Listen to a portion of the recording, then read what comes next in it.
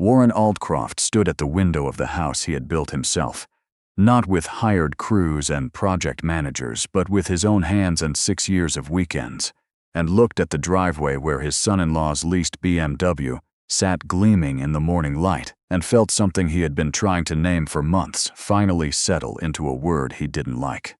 Waste. He had turned 61 in February. He had started Aldcroft Ironworks from a rented corner of someone else's shop in Knoxville, Tennessee, with 2 welding rigs, a half-ton truck with a cracked manifold, and the kind of specific stubbornness that doesn't announce itself as a virtue but simply refuses to stop. 40 years later, the company made custom structural metalwork. He had never taken it public.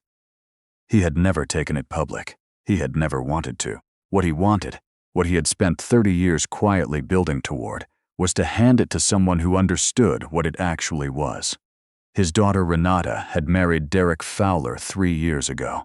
Derek was 36, had an MBA from Vanderbilt, and had been working as a senior analyst at a wealth management firm in Nashville before the wedding.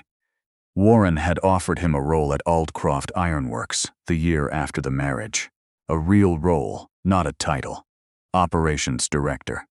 Derek had accepted with the enthusiasm of a man who understood opportunity, and the follow-through of a man who understood appearance. He showed up. That was the accurate thing to say. He showed up every day, and he wore the right clothes, and he asked questions that sounded, in the room, like the right questions. But Warren had spent 4 decades reading the difference between a man who wanted to understand a thing and a man who wanted to seem like he understood it, and that difference had a texture. It showed up in the pauses. In what got asked again. In what a man did at 4:45 on a Friday afternoon, when there was no one watching. What Derek did at 4:45 on a Friday was leave. Warren had a nephew, his late sister's boy, named Cooper. Cooper Aldcroft was 32. He had dropped out of community college after 1 semester, not from failure but from impatience.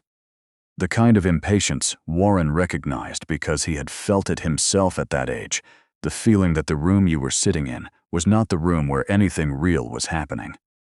Cooper had spent the years since doing things that did not look machine shop in Maripaper. He had worked at a machine shop in Maryville. He had driven a delivery truck. He had spent 8 months helping a retired ironworker named Sims restore a set of antique gates for a property in Chattanooga, working without pay most of that time, because, as he told Warren later, he wanted to know how Sims thought, not just what Sims could do. Warren paid attention to that when Cooper said it. He paid attention to most things Cooper said, and most things Cooper did, in the way you pay attention to evidence when you're building a case you haven't admitted to yourself you're building. The third person was Warren's son, his older child, Donovan. Donovan was 38. He had gone the furthest from Knoxville of the 3, a decade in Chicago, a career in commercial real estate development, a condo in Lincoln Park, and a manner on the phone that had grown careful and transactional in a way that Warren had stopped commenting on. Donovan was competent. He was efficient. He returned emails within the hour.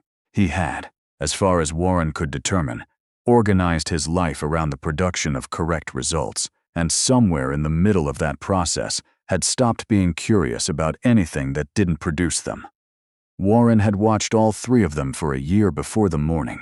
He drove to the bank, withdrew 3 envelopes of cash, and drove home and set them on the kitchen table of the house he had built himself. He did not explain. He had 3 conversations, one with each of them, and each conversation was short. He said there was money in the envelope. He said it was $500. He said he wanted each of them to spend 30 days working with it, not investing it, not saving it, not reporting on it, but working, doing something real with their hands and their time and the $500 in a way that was connected to the actual world, not to Aldcroft Ironworks, not to any prior advantage, not to the Aldcroft name.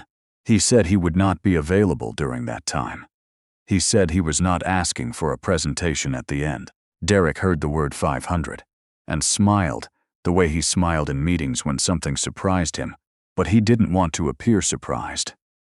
Renata was not in the room. He asked twice whether this was related to succession planning. Warren said no and meant something more complicated than no. Donovan took the envelope and put it in the breast pocket of his jacket and said he'd figure something out. The sentence had the weight of something decided already, which meant it had the weight of nothing decided at all. Cooper opened the envelope and counted the bills. He asked one question.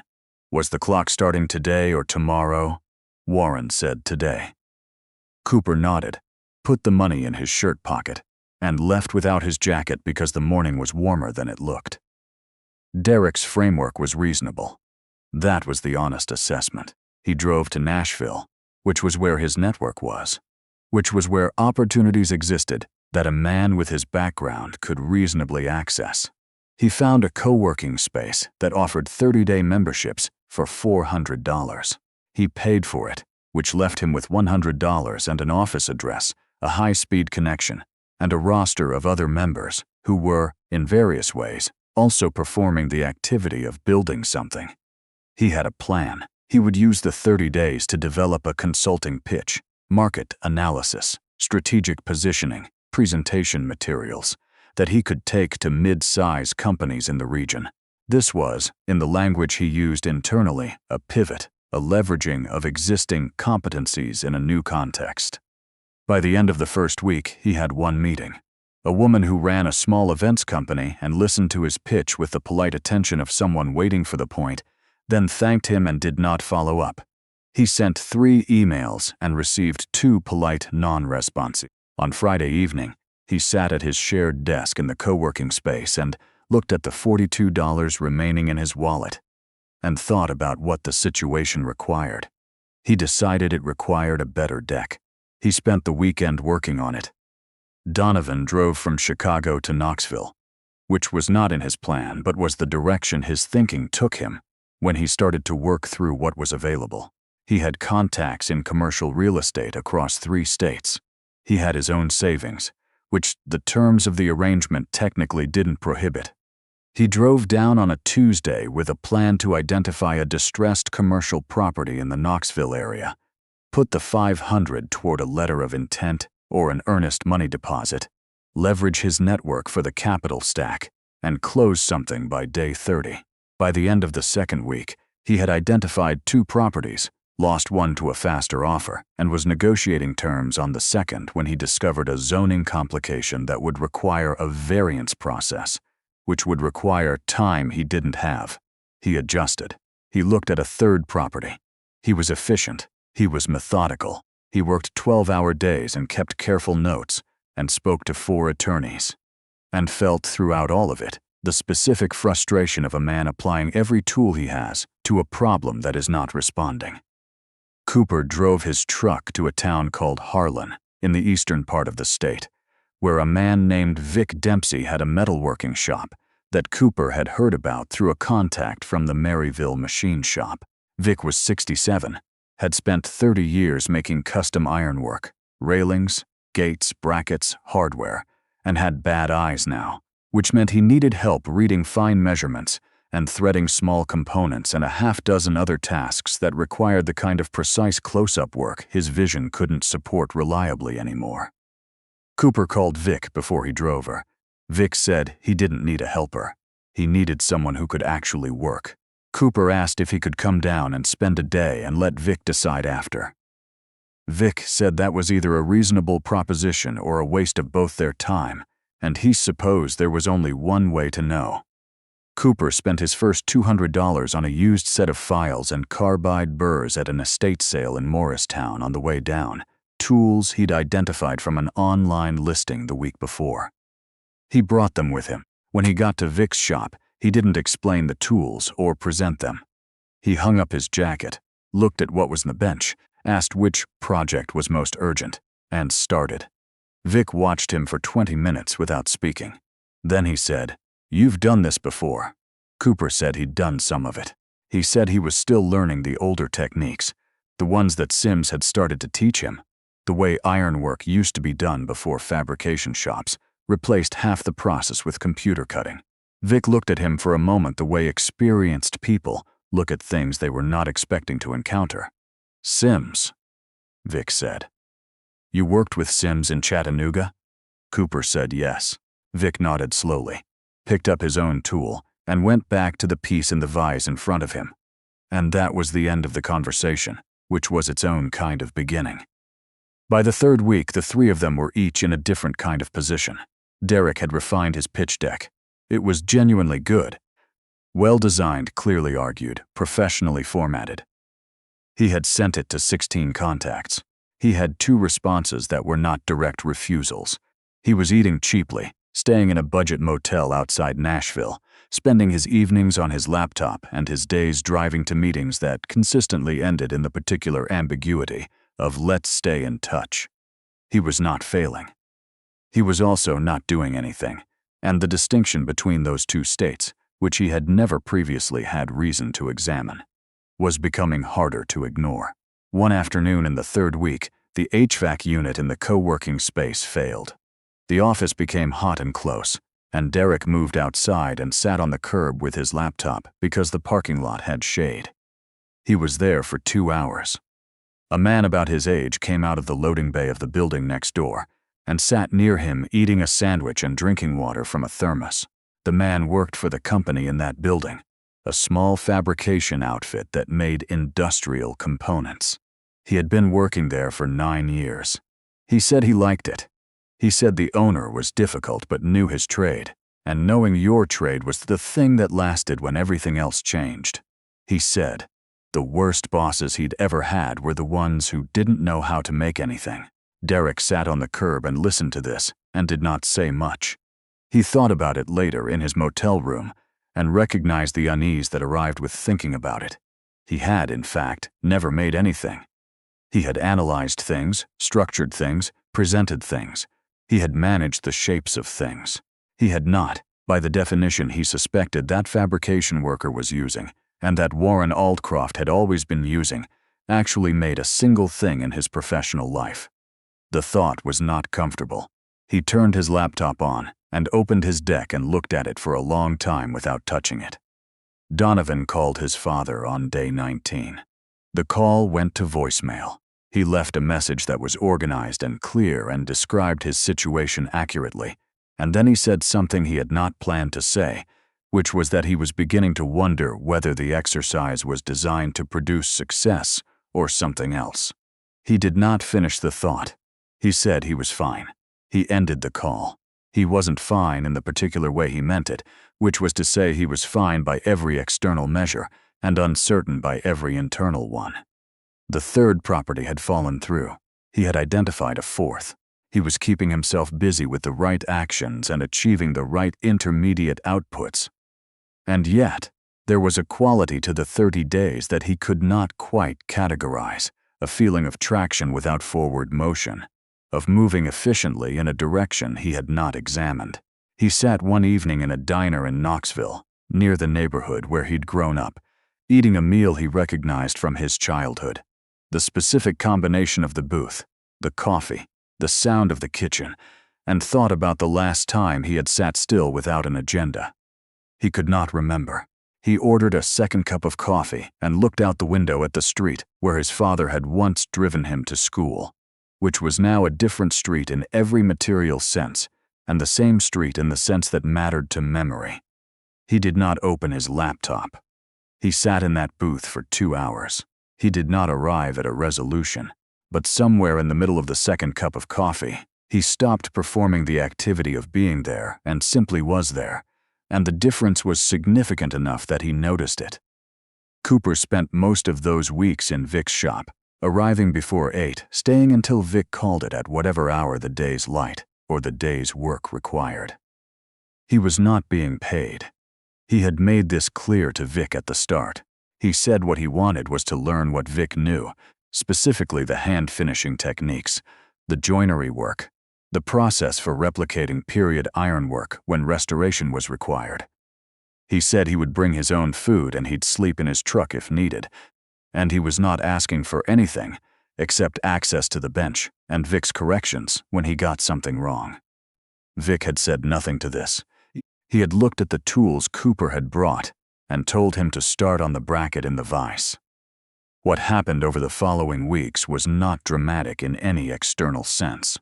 Cooper worked. He made mistakes that Vic identified in silence, by adjusting Cooper's grip or repositioning a piece in the vise without comment. And Cooper learned by watching the adjustment and understanding its logic. On the days when Cooper didn't understand the logic, he asked. Vic answered in fewer words than Cooper expected, and with more precision than most people managed in twice the words. This was the way Vic communicated everything. In minimum units, each one exact. There was a man who came by the shop on Wednesdays. His name was Ansel, and he was in his 70s, and he had grown up in Harlan and never left it, and he had spent 40 years working the mines before the mines were done, and had spent the decade since doing whatever was available, which was mostly not much. He helped Vic with deliveries because Vic's truck was large, and Vic's depth perception was unreliable in traffic. Ansel did not say a lot. He drank coffee from a battered tin mug that he brought with him and watched Cooper work and occasionally said something to Vic in the specific shorthand of two men who had known each other a long time. On a Wednesday in the third week, Ansel set his mug down on the edge of the bench and watched Cooper work on a section of hand-forged hinge and said quietly, almost to himself, "My grandfather made hinges." Cooper looked up. Hardware. Anything metal the house needed. He made it. Ansel looked at the hinge. You could tell his work. The corners were. He had a way with corners. He shook his head slowly, not with loss but with the particular precision of a man trying to describe something he had seen once and never forgotten. Cooper put down the file. He asked Ansel to describe the corners. Ansel looked at him for a moment. Then he pulled up a stool and began to talk. He talked for 40 minutes. He described his grandfather's shop, which had been in a different part of the county, gone now. He described what he remembered of the process, the way the metal moved, the sounds. He described a gate his grandfather had made for a family whose name he couldn't recall now. Only that the gate had been there his whole childhood, and probably still was somewhere, if the property still stood. Cooper wrote everything down. Not the way someone writes notes, quickly, in outline, but the way someone writes when they understand that what they're receiving is not available anywhere else. When Ansel finished, Cooper showed him what he'd written.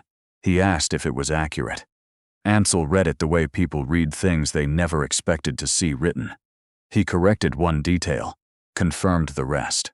That night, Cooper sat in the cab of his truck outside Vic's shop and looked at the notes and thought about his uncle. He thought about what Warren Aldcroft had built, and what was going to happen to it, and what it meant to understand something deeply enough to actually be the right person for it. He didn't think about succession or strategy. He thought about the gate Ansel's grandfather had made, which might still be standing somewhere in the county, and about whether the man who made it had known, at the time, that it would last. He thought it was possible the man had simply made it as well as he knew how, and the lasting had taken care of itself. On the last day, each of them drove back to Knoxville. Derek arrived first. He came through the front door with a laptop bag over one shoulder and a printed copy of his pitch deck folded in his jacket pocket. He set the laptop on the kitchen table and stood in the room for a moment. Then he reached into his pocket, took out the deck, and set it on the table beside the laptop, and looked at both of them, and picked them both up, and set them on the counter away from the table. He sat down at the table without them. Warren came in from the shop, which was attached to the back of the house, and poured 2 cups of coffee and sat down across from his son-in-law. He did not ask how it had gone. He waited. What Derek said, eventually, was that he had not made anything in 30 days, and that he had not made anything in the 3 years before that either, and that he had been thinking about the difference between understanding a business and understanding what a business was built to do, and that he thought those were different things, and he had only ever paid attention to the first one. He said this without the performance that usually accompanied his sentences. He said it in the voice of a man reporting something he had found, and was not entirely comfortable with, but was not trying to hide. Warren drank his coffee. He said, "What would you do with that if you wanted to do something about it?" Derek thought for a moment. He said he wanted to spend time on the floor, not observing, working. He said he understood if that wasn't practical, if there were liability concerns, if it disrupted the cruise. He said he was asking anyway. Warren looked at him. The particular smile of a man who understood authority had been replaced by something that was not yet anything fully formed but was at least facing Donovan. He'd think about it. Warren said arrived at noon. He came in and sat down and did not open his laptop. Warren had coffee ready. They sat across from each other for a moment in the quiet of the kitchen. Donovan said he had not accomplished what he set out to accomplish. He said the real estate angle had not materialized in the way he'd structured it. He said he was going to leave that to the side because he thought it was beside the point of what the 30 days had actually been about. Warren asked what he thought the point had been. Donovan said he thought it had been about whether any of them knew how to be inside a situation they hadn't engineered. He said he had spent the whole month engineering. He said he was good at it.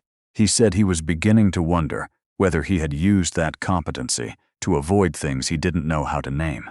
He said he had sat in a booth in Knoxville for 2 hours one evening and not opened his laptop, and that this was the clearest thing that had happened to him in 30 days. Warren nodded once. He did not say what he was thinking, which was that clarity was not a small thing, and that most men went their whole lives without sitting still long enough to encounter it. He said, "You know what's going on with the Millbrook project." Donovan said he'd looked at the financials last quarter. Warren said the project needed someone to manage the owner relationship. He said it wasn't a clean assignment. The owner was difficult, the specs had changed 3 times, and the timeline was compromised.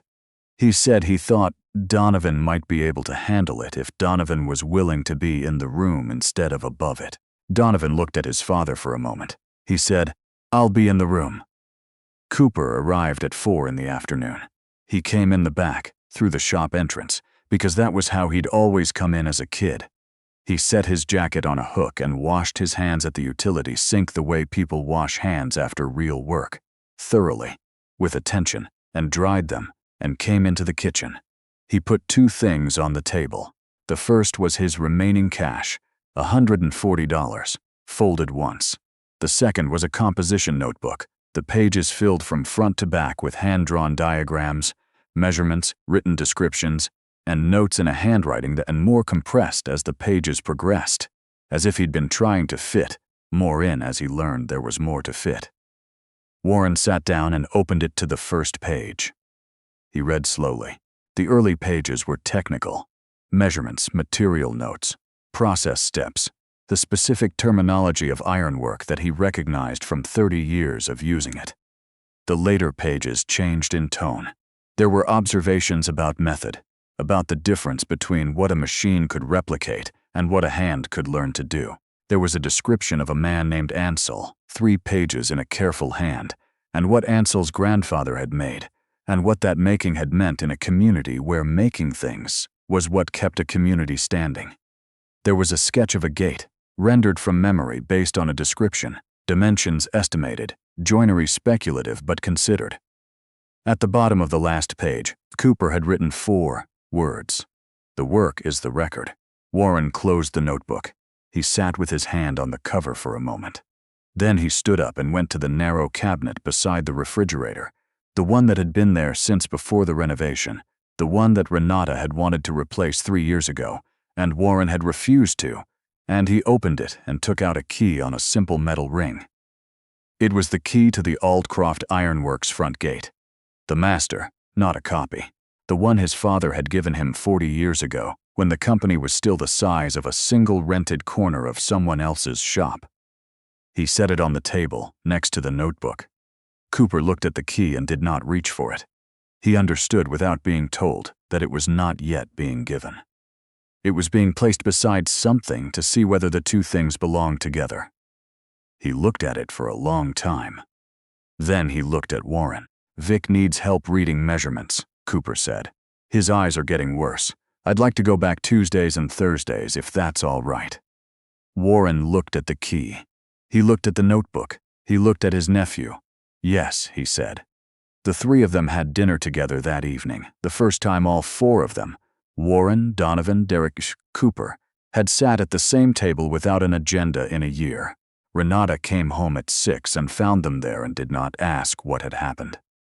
She read the room the way she had learned to read rooms growing up in a house where what mattered was rarely the first thing spoken, and she got a 4th chair and sat down, and they ate.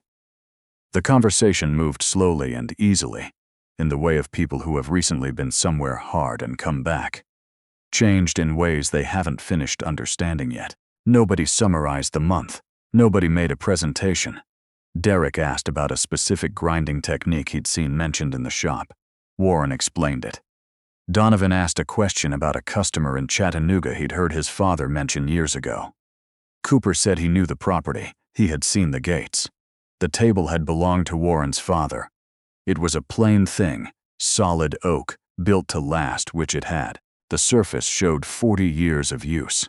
The rings from cups, the marks of tools set down without thinking, the small dents and compressions of a working life conducted at close range. Warren looked at it at some point in the middle of the meal and thought about what it had taken to build the thing that would let him pass something on. Not the company. The company was simple. The thing was harder to name. A way of understanding that work was not what you did between more important things, that the work was the important thing, that the distance between a man who understood that and a man who didn't was not a matter of intelligence or credential, or the particular speed at which a BMW accelerated out of a driveway on a clear morning. He did not say any of this. After dinner, Cooper helped clear the table and washed the dishes and dried them and put them away, an old habit nobody had asked him about. Warren stood in the doorway of the kitchen for a moment and watched this, and then turned off the light in the hallway and walked to the shop through the back of the house. Not because there was work to do tonight, but because the shop was where he thought most clearly, and he wanted a few minutes with his own thoughts before the day closed. He stood at the bench in the dark for a while, not doing anything, just being in the room where things were built, which still smelled like metal and oil, and the specific fullness of a space that has been used hard for a long time and knows it. The key ring was in his shirt pocket. He had picked it up from the table after Cooper went to help with the dishes, and he had not thought about whether to put it there.